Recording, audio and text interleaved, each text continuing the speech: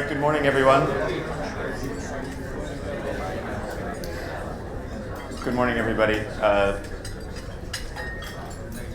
I wanted to thank you all for attending the breakfast. I know that these days are long. The nights can be long as well, and by the time we get to day 3, we really appreciate you coming here and having breakfast before another long day of excellent content. So this morning we're going to be talking about Colombia. And really over the past 15 years, Colombia has been a true success story in not only halting production declines, but reversing those declines and nearly doubling production by the middle of this decade. In large part, that was due to critical reforms to Colombia's hydrocarbon sector institutional framework. And the National Hydrocarbons Agency, or the ANH, was created during this period and played a critical and central role in Colombia's success. The ANH has also been a longstanding supporter of this conference, and we are grateful to have Mr. Luis Miguel Morelli, the president of the ANH, here with us to discuss the latest opportunities being made available in Colombia. So without further ado, I'd like to ask Mr. Morelli to come and give us the latest. Yes, thank you. Yay. Thank you everyone for the invitation, and it's a pleasure to be here with you talking a little bit about Colombia. We came on board last year when President Duque took over the presidency, and we started to make some important changes because in Colombia, we had almost 5 years without offering blocks, and we had to make the big changes. So it's a pleasure to be here, Jay, and also for the ANH, it's very important to support this kind of events, and for me, for myself, it's really important to come to London and to this event. So I was telling you that we took over the office last year, and in Colombia, we have a very a big change 16 years ago, as DJ said before, when we created the ANH. But then the last 5 years, the former government didn't make the big changes that we need. So we had very reduced exploration activity in the last 2 years, as you can see here. Very few seismic, and also the drilling of the wells, the exploration wells were very, very low.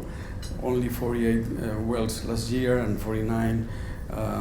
54 on 2017. Then our reserves went down so much in Colombia, not only in oil but also in gas. We ended last year with almost with 1958,000 millions of barrels, and we consumed almost 320 millions of barrels last year. So the declination of the reserves in Colombia have been very dramatic in the last years, and as you can see also the declination of the reserves in gas. So we have at this moment we have oil for 6 years, and reserves of oil for 6 years, and in gas for less than 10 years. So we have to change the policies in Colombia to start opening the country for the companies offering new areas after 5 years of not offering those areas. So we just decided to open the big permanent process of area allocation with a new way of doing, which we give the opportunity to the companies to nominate areas. Usually Colombia used to have rounds by basins offering blocks directly from the ANH, but we made a big change, and we opened the land map here. Let me check. This is the land map. I mean, you cannot see the detail, but the gray color areas are the ones that we offered to the companies, saying that we would have the companies, we will give the company the opportunity to offer areas or nominate polygons or areas by themselves. So we are now offering those blocks. And in the first cycle of this year, we offered 20 blocks, but then companies have nominated 27 blocks. And in the second cycle, we are offering 23 blocks. So in the first cycle, we assigned 11 contracts, 10 of them in onshore and one in offshore. And you can see the areas here. This is the land map. The yellow blocks are the ones that are under exploration. The red ones are under production, and the other ones are the ones that we are offering in the second cycle. Here, what we have in Colombia is now in the first cycle we offered 20 blocks, but 11 blocks were assigned.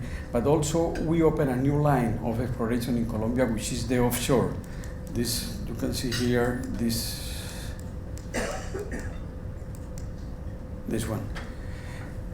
We have the Guajira Basin, or the offshore basin, where we have some production with Chevron in a platform called Chuchupa Ballena, but that's declining. But now we have signed, in February, we signed 5 contracts with ExxonMobil, Repsol, and those are the yellow ones, blocks that you see there. So we have committed almost $1.8 billion in exploration for the next 3 years. So with contract with Shell, Noble Energy, Repsol, ExxonMobil, and Petrobras. So we have at this moment 7 contracts that we assign, and Noble Energy and Shell are planning to drill the deepest well in Colombia.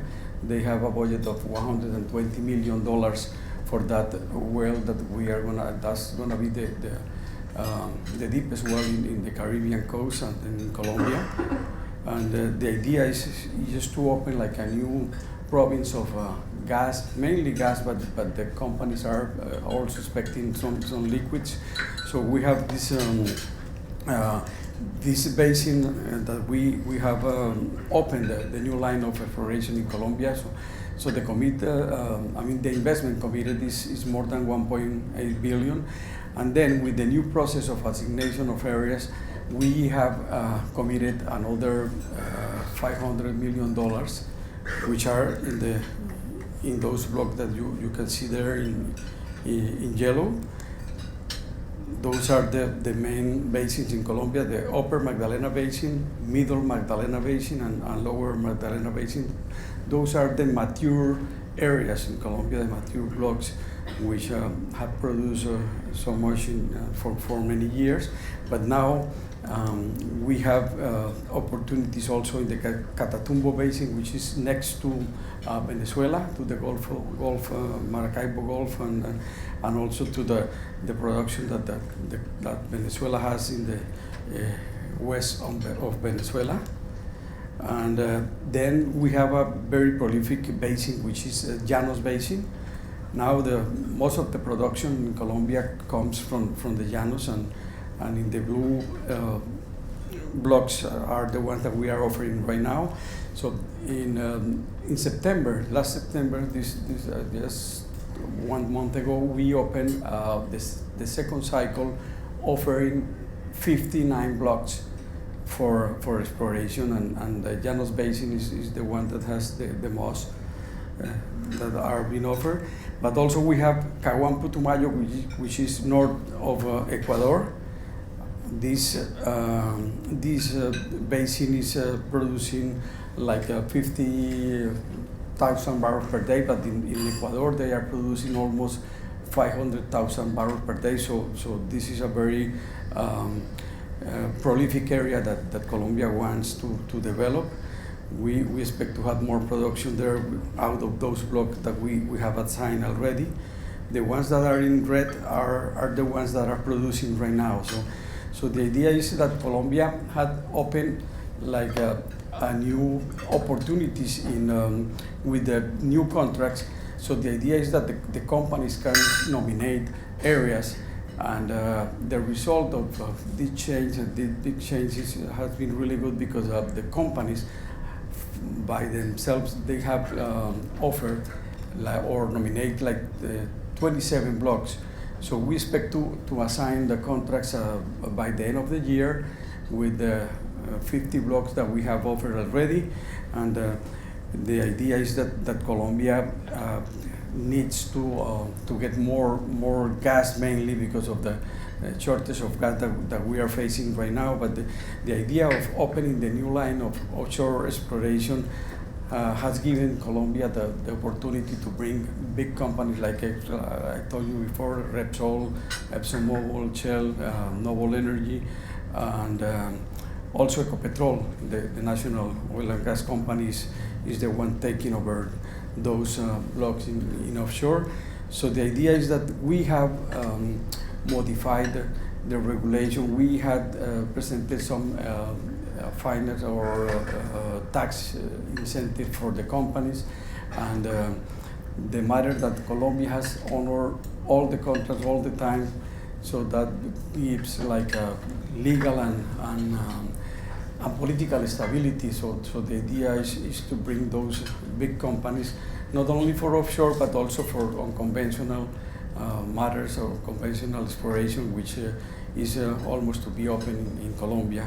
We have already signed 9 contracts for unconventional with ConocoPhillips, ExxonMobil, Drummond, and Drummond is mainly producing gas, not yet for unconventional, but there is an opportunity there to produce also gas from unconventional areas. So the idea of Colombia is to improve the opportunities in conventional oil, but also open up the line in offshore, and also the conventional opportunities that we will have.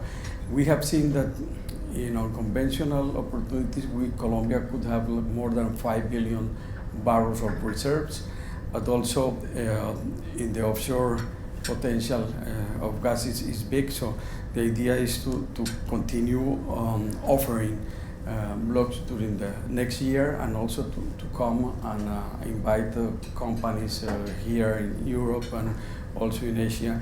But the changes that we have done since we came on board have been offering good results when you see that we already signed 16 contracts this year with commitments of exploration for more than $2.2 billion. So the idea is to end this year with at least 35 contracts signed, between 35 and 40 contracts signed, and commitments for more than $3 billion. So that's a big change for Colombia, because in the last 5 years, as I told you, TJ, we didn't assign any contract, any block. So in this first 10 months of the year, we have done a big change for that. So now Colombia is back in the game of the oil gas business. This is the idea. These are the contracts that we signed in the first cycle of the permanent process of assignment, because the big change is that now we can register the company the whole year.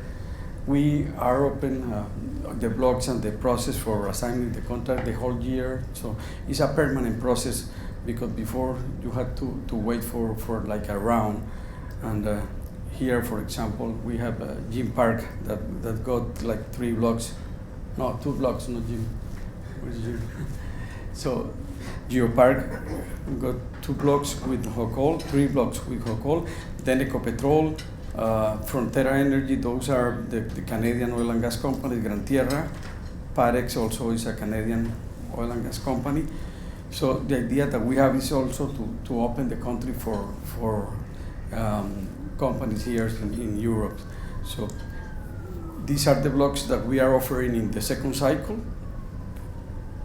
We have some blocks in offshore, 5 blocks in offshore that we are offering. Guajira of 11, Guajira of 12, Guajira of 13, Sinú of 9, and Sinú of 11. So 5 blocks in offshore, but the others are in onshore. Those are the blocks that we are offering, and the contract that also we had signed in this year. So we appointed to the 16 blocks, 16 contracts signed, and now offering the 59 blocks, which come 9 blocks that came from the first cycle, where we assigned only 11 of out of 20, and 50 new blocks, as I told you before, these ones.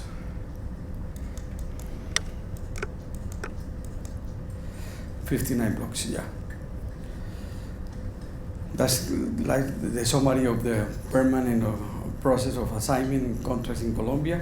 So the idea would be that at the end of the year, we would have assigned another at least 20 contracts appointed to get the investment of more than $3 billion.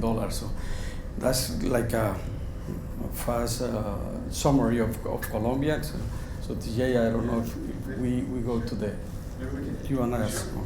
Ask a couple of questions. Okay.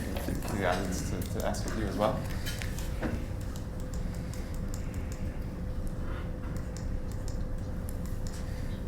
Okay. Great. Well, thank you very much for the presentation. So I think you've explained how you've made some important changes in terms of the licensing process itself. In the past, we had licensing rounds, very clear licensing rounds, launch date, actual decisions made. Now it's an open process, meaning that you're able to strike contracts at any point in time, but you are also offering or directing sort of the companies to these different opportunities, 59 at this point, after a relatively successful first wave of the PPAA contracts. Yeah, the summary is that usually Colombia used to offer blocks by basins.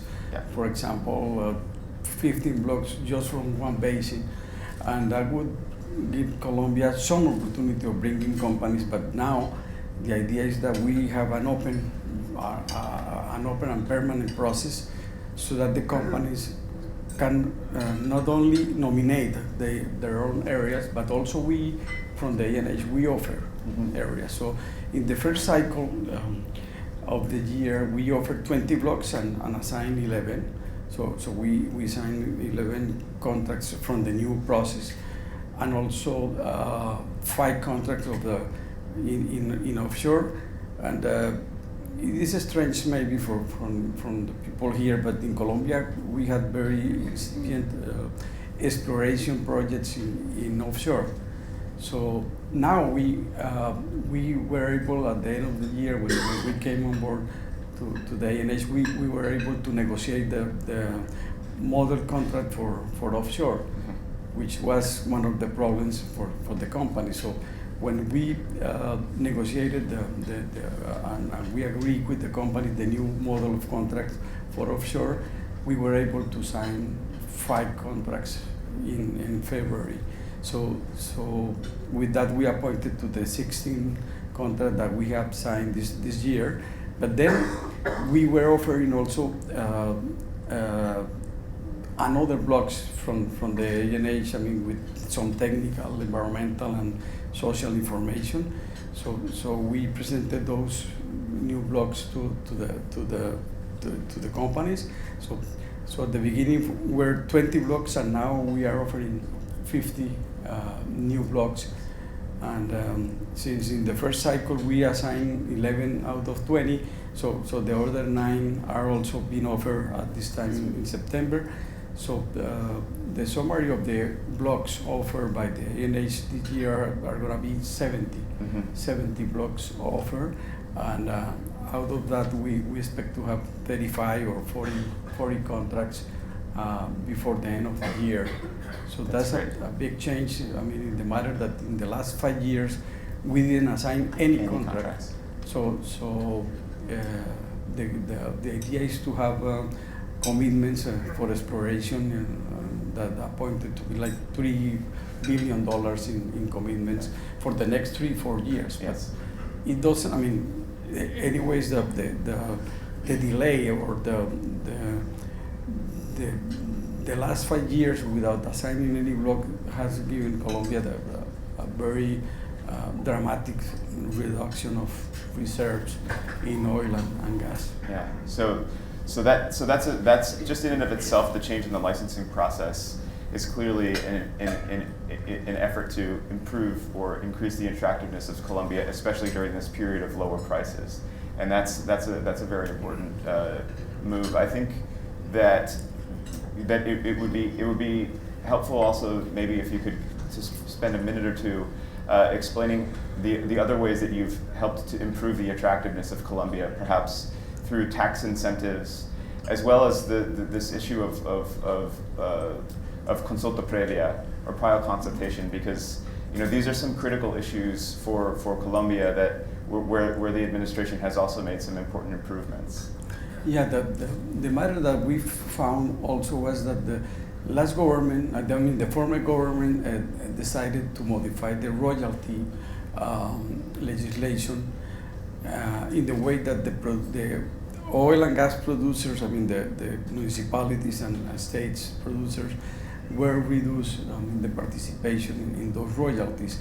So the companies are facing some opposition from the local governments or regional governments, and also from the vicinities, from the communities.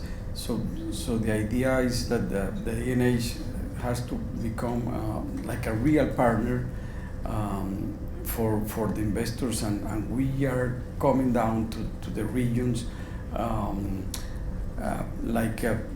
backing so much the companies there and facing the authorities, the regional and local authorities. So in that way, we have been we have seen a improvement of the support in that areas for the companies, and we need to work really hard in that matter, because now the President Duque presented another modification to the royalty legislation, and President Duque wants to get back some income for the oil and gas producers area. So the idea is that we are going to have again more support from the communities to develop the projects. And another matter that we want to improve is the speed of the issuing of the licenses. Mm-hmm. Because the environmental licenses are taking so much time. Yes. As you said, the previous Indian consultation, when this has a process, is very it is not as fast as we would like to be. So the idea is to become Colombia like the most competitive country for investment in oil and gas, and we have already hired IHS Market to give us ideas of how to become more competitive in the region.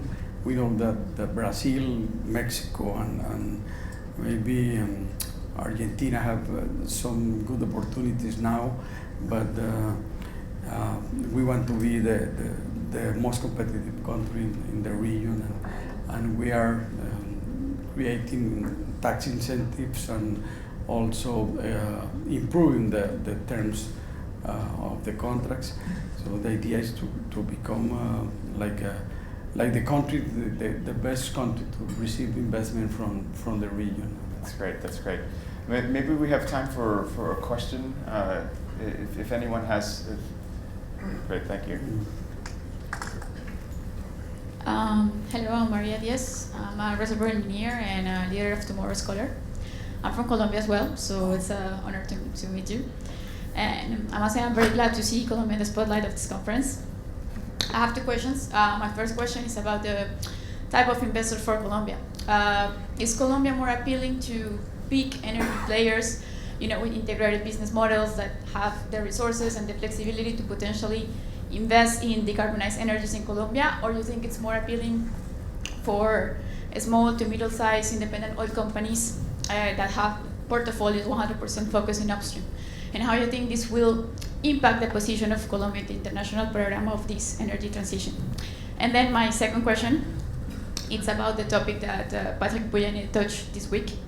It's about attracting talents. So it's Colombia reaching for international talents, it's looking for attracting or bringing back the Colombian talents that run away from the country, or it's looking more to educate the local talents. Thank you. Okay. For the first question is that Colombia is not like Venezuela that has like a big prospectivity. I mean, in the way that Colombia has oil, but it's not a big oil producer like could be like Venezuela. Although Venezuela at this moment is producing less than Colombia, but Venezuela has 350,000 millions of barrels of reserves. I mean, they have oil for forever, and Colombia has only less than 2 billion barrels of reserves. In that way, the big companies came at the beginning, like BP, Shell, Oxy, and they had big fields. But now, the discovery of the big fields are very reduced, and maybe with the when we open the line of exploration for offshore, the big companies are coming back, like ExxonMobil, Repsol, Petrobras, and Shell, Noble Energy. They are coming down for the Caribbean coast. I mean, for the exploration offshore, and but for onshore, we still have like medium-sized companies, mainly American and Canadian oil and gas companies. Those are companies that were made just out of the exploration in Colombia with very good success, and the idea of bringing new companies is the one that we have, but giving the opportunities for the companies here in Europe or in Asia and Australia, some companies from Australia. So we want to open the country for more investors, but we have to take into account that Colombia have good exploration opportunities, but Colombia is not Mexico or Venezuela in the prospectivity manner. So we have to deal with that. I mean, we want to bring more company, but it's not easy when you have an unexplored country, and that's the idea, to improve the incentives to bring those companies to Colombia. And talking about the talents, I mean, the idea is that there are many Colombians that are around the world that can come down, I mean, with good experience. So the idea would be to bring down, or to get them to come back to Colombia and to improve the technology development that we have in the oil and gas business. So I hope that you come back to Colombia soon. I guess on that, the final, maybe this could be, I don't know if we have other questions, but we probably need to kind of wrap. But just in terms of unconventionals too, I think that is another area where some of the larger players remain interested, and the materiality there is potentially pretty significant. Yeah, but we have seen like a very preliminary assessment that we made for the unconventional potential in Colombia, and we have more than 9 billion barrels of reserves as a potential to develop in Colombia, mainly in the Magdalena Middle Basin, which you saw before. Let me show you here. It's okay. It's okay. Yeah. Okay. No problem. Because in that, I mean, that's in the middle of the country. So that's that's an area where you have very transparent logistic Yeah. support. It's easy to produce in that area, and it's close to the Magdalena River, and very easy to bring all the materials and products for the unconventional. So Colombia has a big potential in unconventional. The matter is that we are in the process of starting like the pilot projects, exploration pilot projects. But since the preliminary assessment that we made, we compare La Luna formation, which is the one that can produce for unconventional, and La Luna formation has even more potential than Eagle Ford or the Permian Basin in the States or Vaca Muerta in Argentina. So the potential, the potential of the formation is really, really big, and also the facility, the roads and all the transport facilities are interesting because we could develop very easy that unconventional projects. Yeah, excellent. Well, please give a round of applause for